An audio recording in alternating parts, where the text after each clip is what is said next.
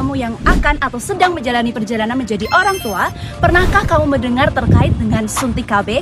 Nah, sebenarnya aman gak sih suntik KB itu sendiri? Banyak orang yang bilang kalau suntik KB itu mempunyai banyak efek samping, tapi masih banyak tuh orang yang menggunakannya. Nah, sebenarnya bagaimana sih faktanya? Supaya kamu tidak termakan oleh mitos, yuk kita simak video ini bersama-sama supaya kamu tahu bagaimana sih sebenarnya cara kerja suntik KB itu sendiri. Sesuai dengan namanya, KB suntik diberikan melalui suntikan pada area lengan atas, paha, ataupun pada area pantat setiap 1 hingga 3 bulan sekali tergantung dengan jenis KB-nya. KB ini menjadi alternatif bagi bunda-bunda ataupun bagi wanita yang ingin menunda dan juga mengatur kehamilan tanpa harus mengkonsumsi pil setiap hari.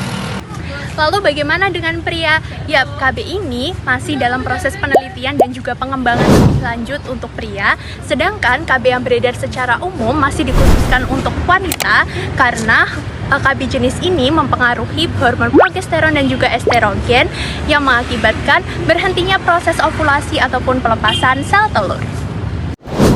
Tahukah Ibu, ternyata suntik KB itu terdapat 2 jenis nih. Nah, jenis yang pertama itu kombinasi antara progestin dengan estrogen, dan jenis yang kedua hanyalah progestin saja. Nah, kenapa demikian? Padahal sama-sama untuk mencegah terjadinya kehamilan.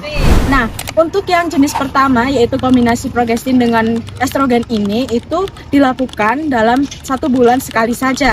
Kenapa demikian? Karena kedua hormon ini hanya bertahan sebentar di dalam tubuh. Nah, sedangkan jenis yang kedua yaitu hanya hormon progesteron saja, yang dimana akan bertahan lama di dalam tubuh sehingga untuk jadwal penyuntikannya itu 3 bulan sekali saja.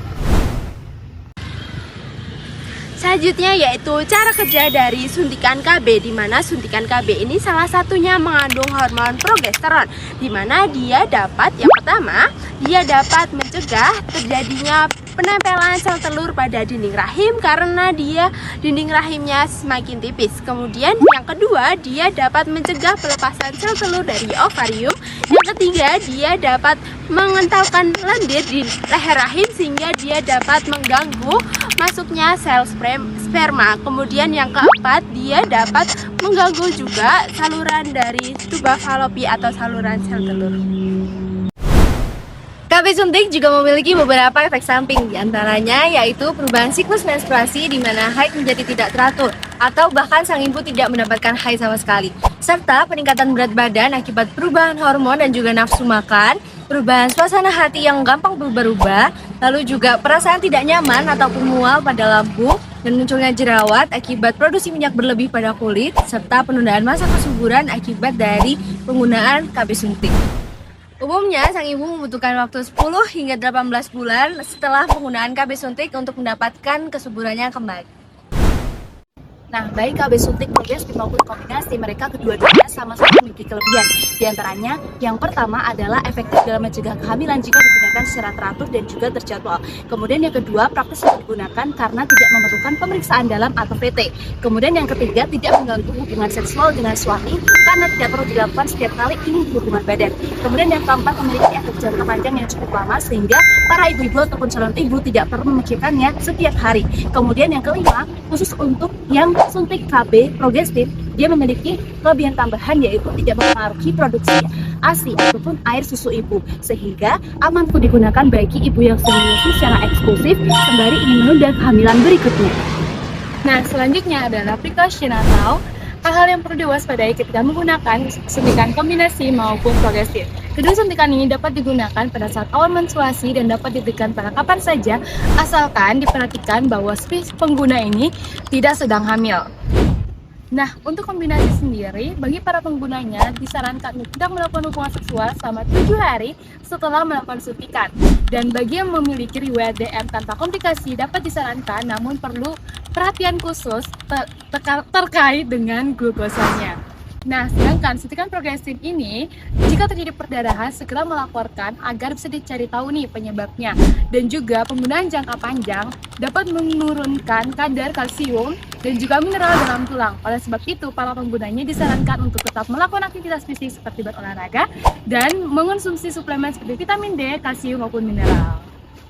Nah, untuk ibu-ibu yang diperbolehkan menggunakan KB jenis suntik ini, yang pertama adalah ibu menyusui, kemudian wanita yang memang merasa dirinya kurang nyaman atau tidak diperbolehkan menggunakan KB jenis estrogen, kemudian juga kepada wanita-wanita yang memang merasa dirinya pelupa sehingga tidak mau mengkonsumsi KB jenis pil.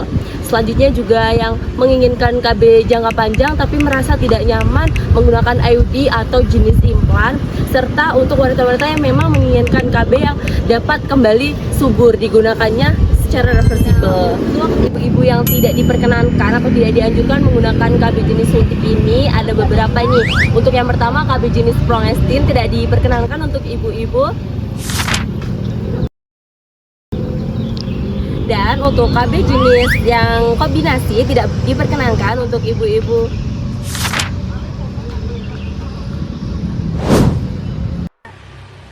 Nah, gimana sih cara mendapatkan suntik KB itu sendiri?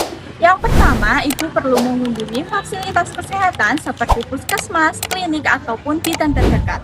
Yang kedua, akan dilakukan konseling dan juga pemeriksaan awal. Nah, pada tahap ini, ibu akan dilakukan pemeriksaan seperti tekanan darah, berat badan, dan juga ibu dipastikan sedang tidak hamil. Yang ketiga, akan dilakukan pemilihan jenis KB suntik. Nah, di sini petugas kesehatan akan membantu ibu untuk melakukan pemilihan jenis KB suntik yang sesuai dengan ibu.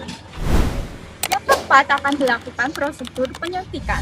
Nah, yang terakhir, ibu akan dijadwalkan untuk suntik ulang. Nah, bagaimana nih, sudah paham kan mengenai informasi seputar KB suntik? Semoga tidak termakan oleh mitos-mitos yang beredar di luar sana. Yuk jadi orang tua yang cerdas dan bijak dalam merencanakan kehamilan.